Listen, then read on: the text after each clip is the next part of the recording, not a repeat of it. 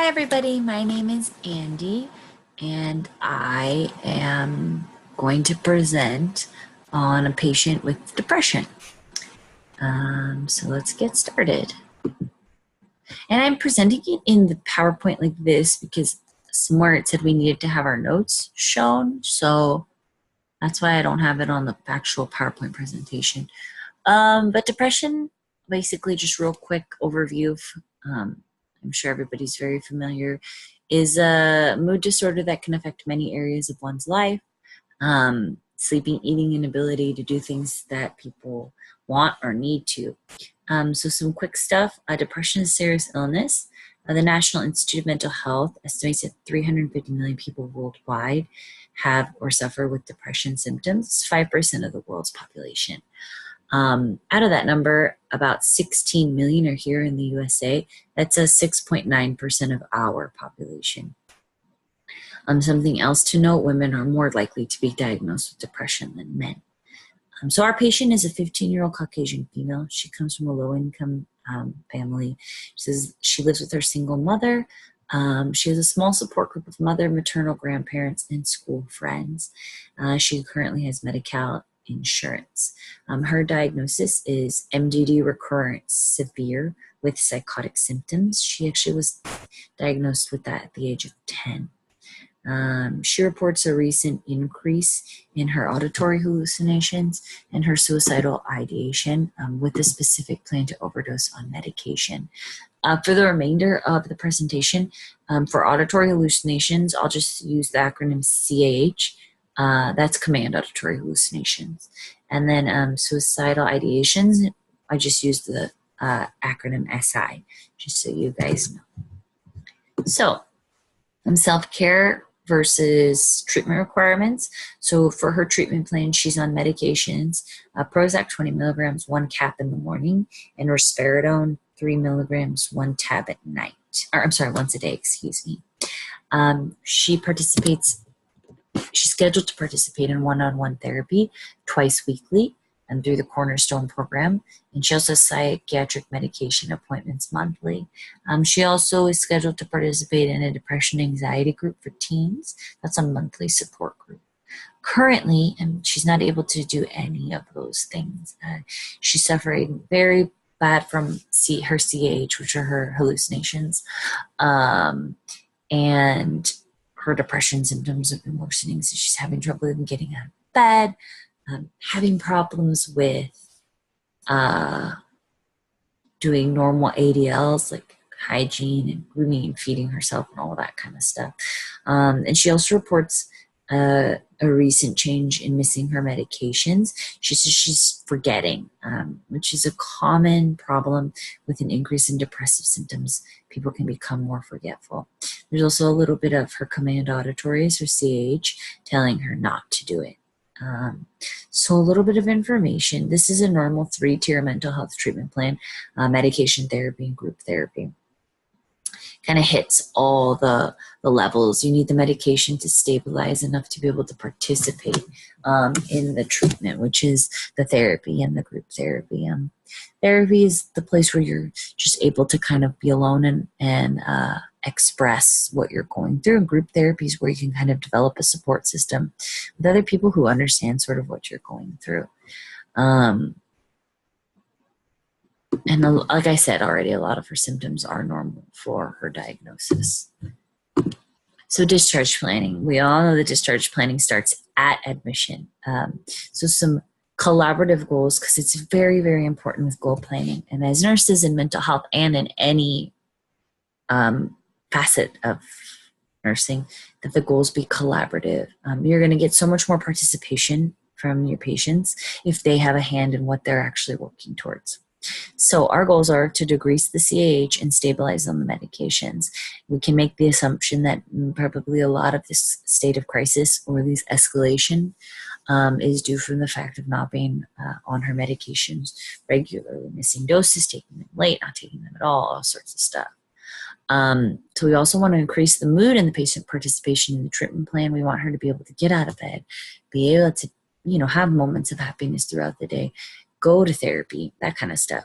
assess self-care level and provide interventions to assist inpatient being able to return home. So like I mentioned, not being able to get out of bed to eat or drink water or not getting good sleep, not taking care of our hygiene requirements, all that stuff sort of needs to be handled. So we need to implement as many interventions as we can as soon as the patient is ready and stable enough to kind of get her on the track to get back home.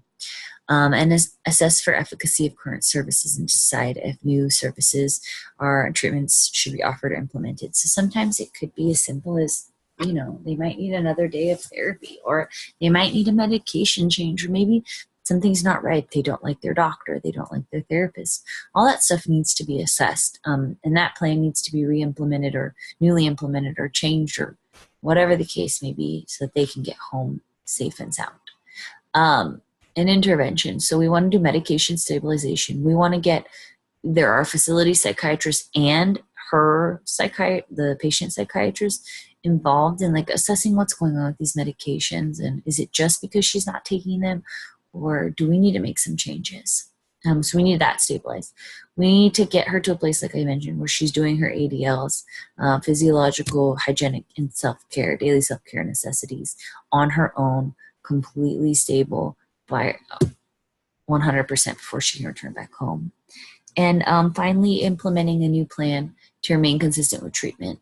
That's what I just mentioned. Like maybe some things need to be changed before we can send her back home.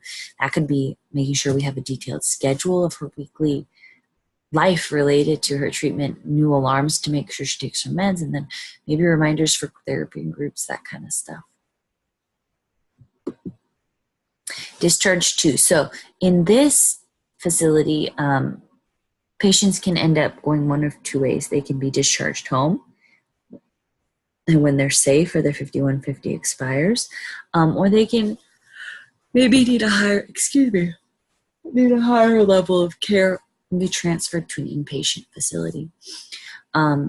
So if the patient is unable to contract for safety, if she's still having CAH, and if she still has SI with a plan to overdose at the time of the 5150 expiration, then this patient definitely needs to be considered for an inpatient program. Rady's Children CAPS unit is what we would use.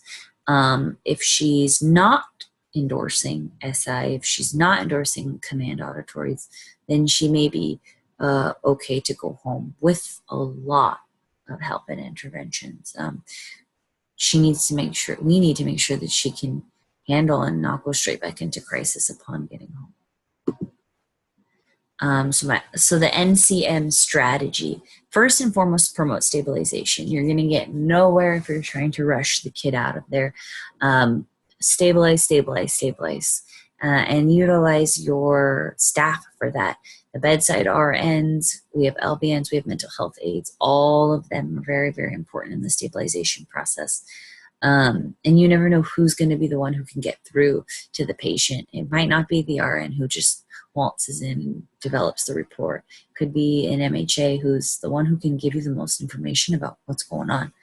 And as soon as the patient gets there, we need to start utilizing those resources and assessing for possible transfer to an inpatient program. Upon doing that, if there's a chance that they're going to go inpatient, we need to start coordinating with the CAPS unit at Rady's, coordinating inpatient so that we even know when the bed's going to be available. If they have a bed, we need to get information over to them about the patient. All of that's necessary before a transfer can even happen. And if that becomes necessary, it's in our best interest to have that all set up and ready to go. And then doing a lot of coordination with parent or guardian about what's going to need to happen when the kiddo comes home, essentially. And then again, I'm going to tie it all back together, and utilizing your whole team is what really, really, really will be the best strategy for me, at least. Okay, some case management interventions at the patient level. Goal creating. So as soon as they get there and they get stabilized and they're willing to participate in their plan of care, let's get some goals knocked out. Let's get some stuff we want to work towards, essentially. And then intervention planning as well, like letting them know, hey, this is what's going to happen while you're here. And I found, because I work with the under 18 population, that being super honest gets you so far. If I'm just like, listen, we're kind of dealing in a rough situation. I get it. Maybe you don't want to be here. Maybe you're so sad. You do want to be here. You know you need to be here, but you don't want to be.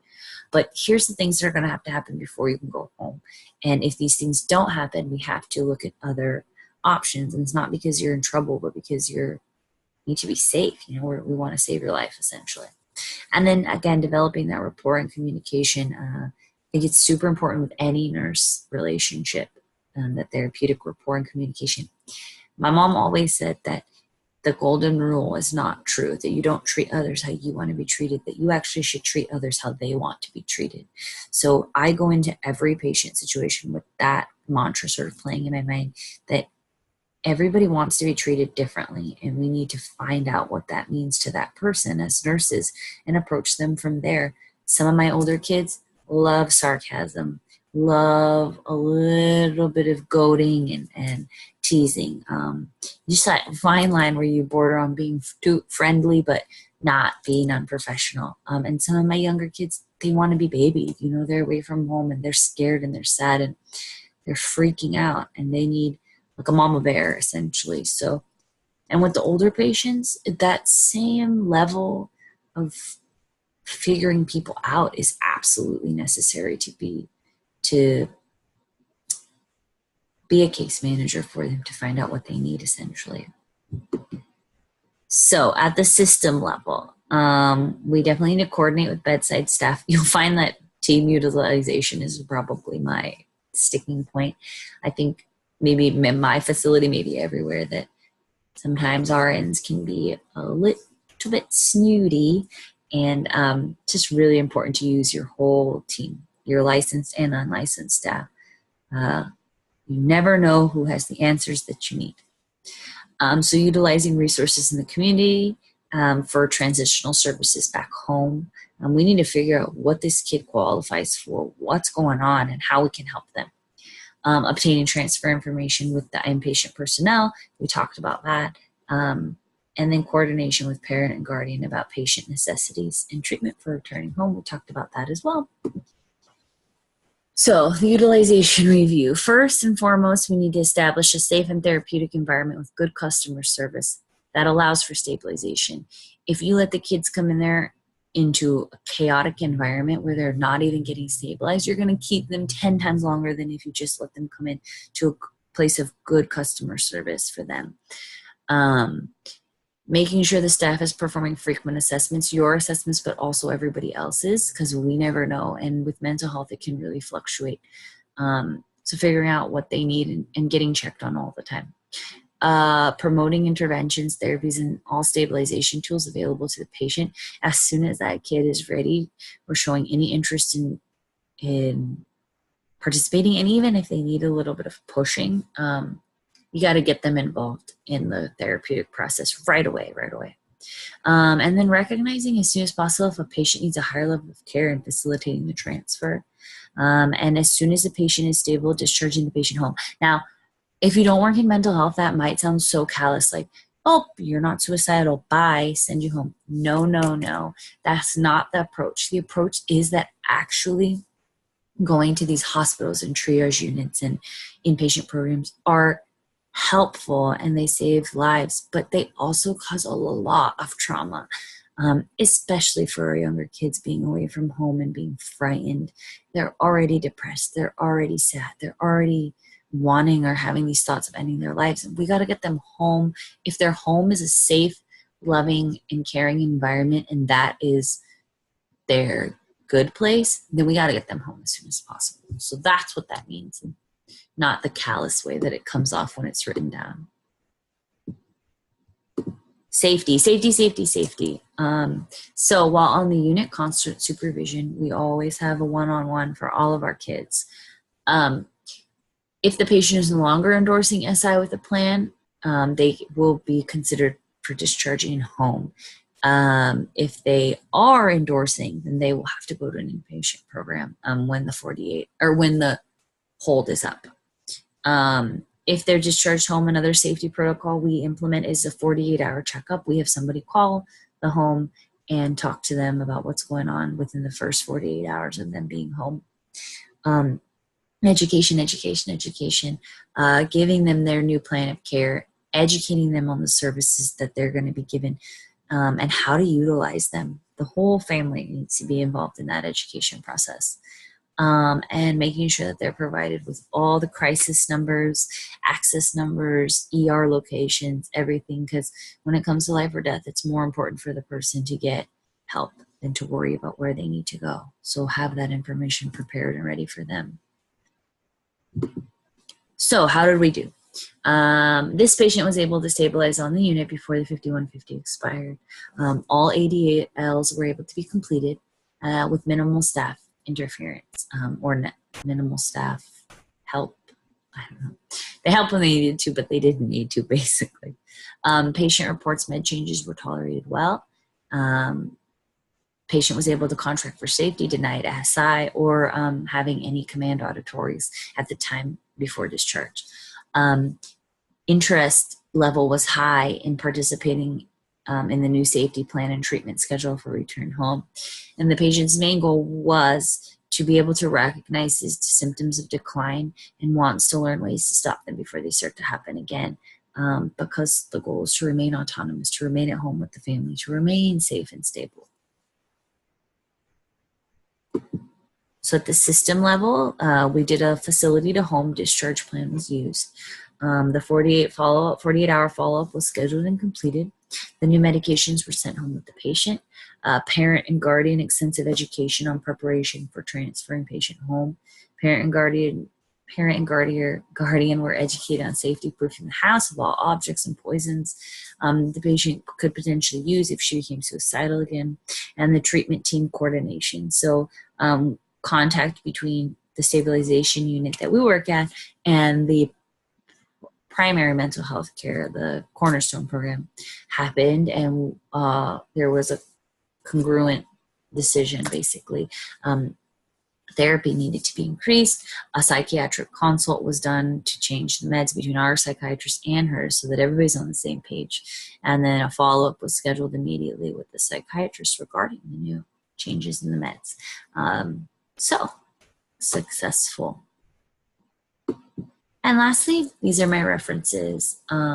So I hope the presentation was received well, and I hope you guys had a good time doing your presentations. Thank you so much.